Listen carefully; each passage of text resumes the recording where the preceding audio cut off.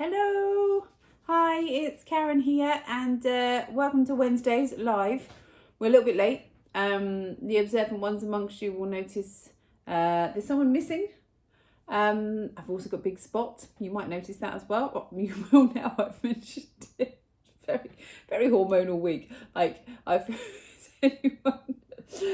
some of you may relate to that feeling. But yeah, so what happened was normally I get back from Naomi's dancing run and Chris is here and we do our live together, and then he goes and picks Isaac up from tennis. That's what we do. Except he went to tennis to help out with throwing, I think, and shoulders. He went to do like a little bit of a clinic with the kids and hasn't come back. So I am all alone, really talking about Chris's specialist subject, if I'm honest, because I'm more Pilates. He is more the running conditioning coach. But I'm going in anyway, because that's what we do. We don't just not do stuff. So we'll find a way through. That is the Lang way. So talking today, hi Karen, hello, I'm all alone, Karen. I'm all alone. Talking today about the 5 biggest mistakes that runners make. So, oh look, Chris is calling me now. I'm going to just cancel that call. I hope he's all right. So, the 5 biggest mistakes that runners make. We've just had the marathon, and one of the things we now notice is it kind of inspires people to get training for another event. And I've noticed a few people training for half marathons or for longer distances, and that is all fantastic. We are all for going for it, finding your goal, setting yourself that goal and going for it. However, it is the sort of time that mistakes get made, and you see people sharing their really fabulous endeavours, and it just makes you die a little bit inside because you just think, oh, you're so close, and I don't want you to get injured, and I want you to make it to the start line. So Chris is a running conditioning coach. Chris, not here, Chris. So we're going to go through, this is based on actually a webinar we did last year, but with a few tweaks based on what we've been seeing recently. 5 mistakes that runners make when they are training for events. And we're not just talking about, your marathons. We're talking about someone who's a fairly new runner, maybe just done couch to 5K and is training for the first 10K. The first thing is volume, and this is key, particularly if you are older, particularly if you're new to running, or if you may have had a little bit of a break from running, particularly if you're postnatal. That's a key time when people will have had a significant break.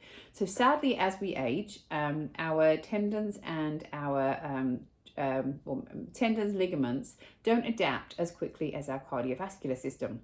So what we tend to see is people quite often keep adding volume onto their training because they feel fit enough to run further.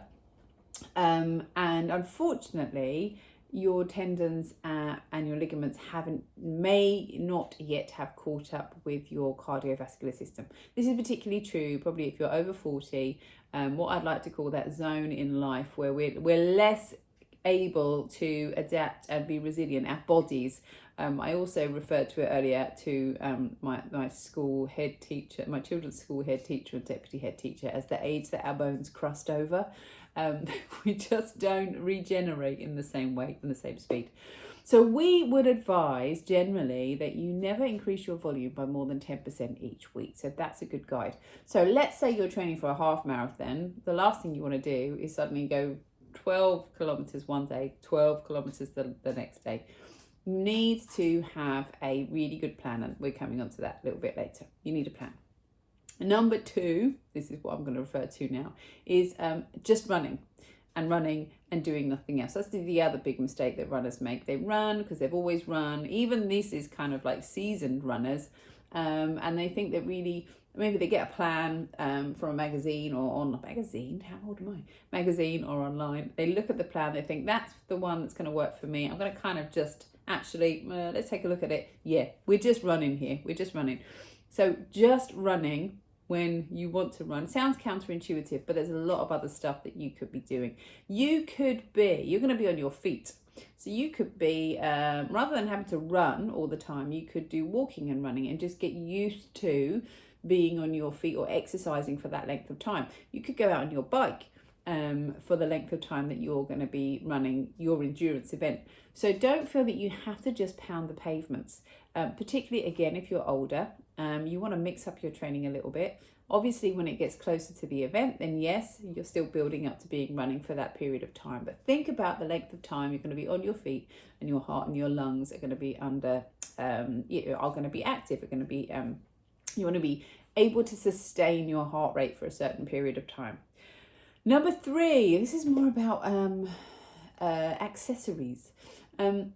People, and this tends to happen more if you've got like a little niggle coming in your ankle or your knee. People will think, I need new shoes. And there was an anecdote someone shared. It was Janet, actually. Janet Murray shared last week about someone she saw in a running shop getting brand new trainers for a marathon on the Sunday. And this was like the Friday. And she was about to get those new trainers. It is not the trainers. Generally, let's refer back to point number 1. And number 2 is because you've just been pounding those pavements, increasing your volume too soon without having the conditioning and the adaptation in your joints. So yes, do get new trainers, but you need to wear them in. You can't be getting those new trainers, popping them on your feet and running outside. No. You need to just warm up with them around the house. You need to get used to them. So last thing you want to do is be getting those new trainers just before your event. Number 4, which sort of is a bit of number 2 as well. You're just running. You're not doing your running conditioning. This is where we can very much help with this. We have a running conditioning program.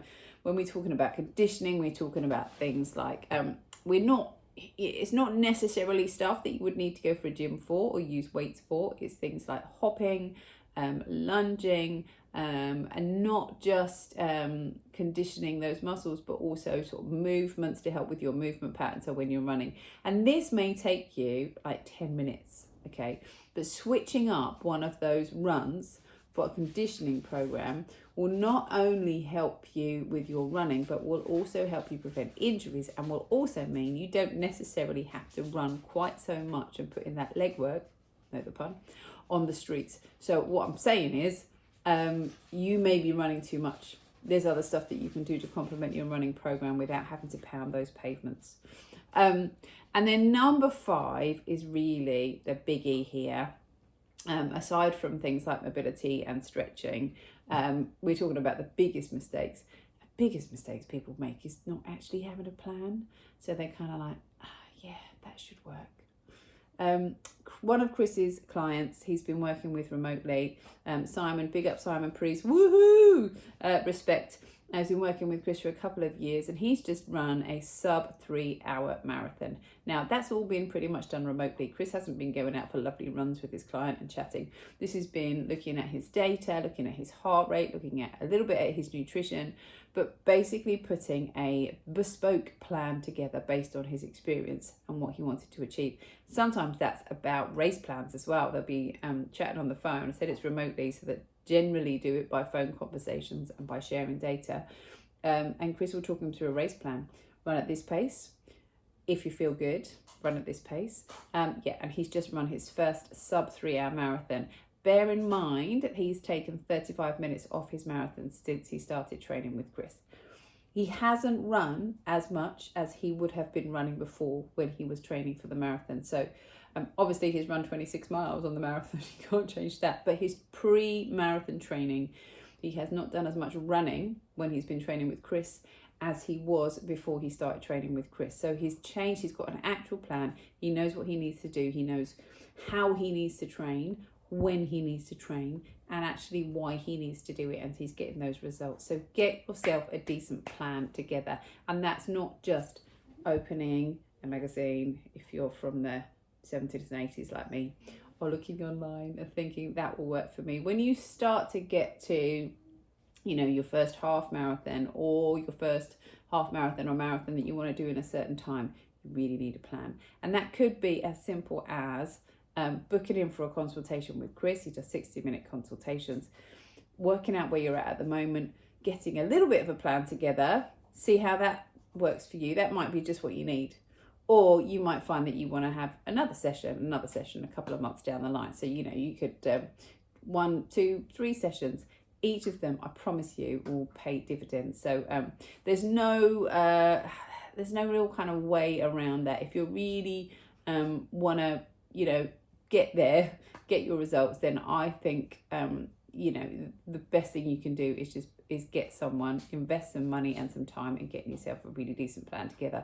We have our run club every Saturday, Saturdays at 8 a.m. It's a 45-minute session where we do a lot of the running conditioning, and Chris does talk through sort of race strategy, training strategy. So that's more of a group option. But yeah, he's always there for the one-to-one as well. So that's us. So just bear those things in mind. Volume, little top tip, no more than 10% each week. Mix up your training so you don't always have to run. Pardon? Oh yes, Naomi's little top tip there is that you can bring your children along to Run Club. So thank you, Naomi. So over 8s are welcome to come along to Run Club, and they sort of train alongside our runners on a Saturday. Thank you for that, Naomi. Number 3, new shoes. Don't get those new shoes. Don't blame your running aches and pains on your shoes. Wear those new shoes in. Number 4, conditioning. Get a decent conditioning program going on. And number 5, have a plan. We love a plan. And that's us for today. Over and out. Well, it's not us, because obviously he's still not returned. I'll update you as to whether he's okay. Oh, look, Naomi's just made a lovely, lovely thing. Do you want to come and show everyone? Oh, she's just made a little exclusive for you now, in case any of you are interested in crafts. Totally off the wall. Naomi has been making a lovely, oh, we'll turn the lights off, a lovely Halloween. I'm going to turn, hang on a minute. This is very impromptu. If Chris was here, we wouldn't be having this, would we? So are we ready? Close your eyes, everyone, for the big reveal of a Halloween lantern. I think it's going to be ready really soon. Are you there? Are you holding your breath? This is a toucan box special, and she's made it in about 30 minutes. Ready? Can I give a big shout out to Toucan? Okay, are you ready? Is everyone ready? Naomi, they're waiting. Am I going to turn the light off yet? Tell me when to go. Okay. I tell you what, I bet you're very excited about this. I'm very excited about this. Should I turn that light off? Yes, 3, 2, oh, no. Come on, everyone's waiting to have their dinner. Don't worry about that side, just do the other sides. That one can wait. 3, 2, oh, lights are off. Are we ready? Come round, come up to the screen. Come up to the screen. Look at that. A bit close up, Mums, close up. Wow, that is exceptional. A little bit of Halloween craft for you for this afternoon. And on that note, we'll see you all soon. Bye.